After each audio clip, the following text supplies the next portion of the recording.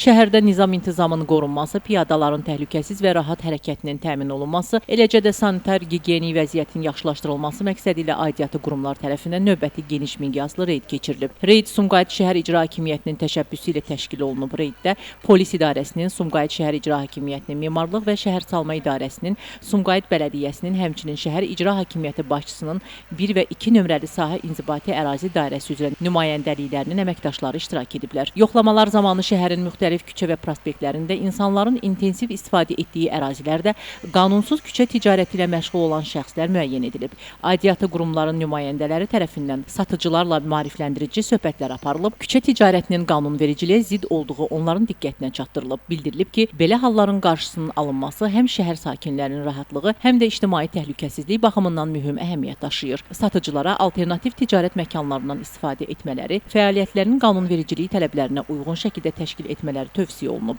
Qeyd olunub ki, son aylarda keçirilən davamlı nəzarət tədbirləri artıq öz real nəticələrini göstərməkdədir. Xüsusilə piyadaların hərəkətində yaranan çətinliklər aradan qaldırılıb, küçə və prospektlərin görünüşü daha səliqəli vəziyyətə gətirilib. Son dövrlər həyata keçirilən reydlər nəticəsində küçələrdə nizam-intizam daha da güclənib, insanların sərbəst hərəkəti təmin olunub. Eyni zamanda antisanitar şəraitdə satılan məhsulların qarşısının alınması, əhalinin sağlamlığının qorunması baxımından mühüm addım hesab olunur. Küçə ticarətinin nəzarətsiz şəkildə həyata keçirilməsi bir sıra problemlərə səbəb olur. Bu hallar həm şəhərin estetik görünüşünə mənfi təsir göstərir, həm də sanitar gigiyenik normalarının pozulmasına yol açır. Xüsusilə ərzaq məhsullarının açıq hava şəraitində uyğun olmayan şəraitdə satılması insan sağlamlığı üçün risk yarada bilər. Bu baxımdan aidiyyatı qurumların həyata keçirdiyi tədbirlər şəhər mühitinin sağlamlaşdırılması istiqamətində mühüm əhəmiyyət daşıyır. Reyd iştirakçıları bildiriblər ki, əsas məqsəd şəhərdə qanunvericiliyin tələblərinə əməl olunmasını təmin etmək, küçə və prospektlərdə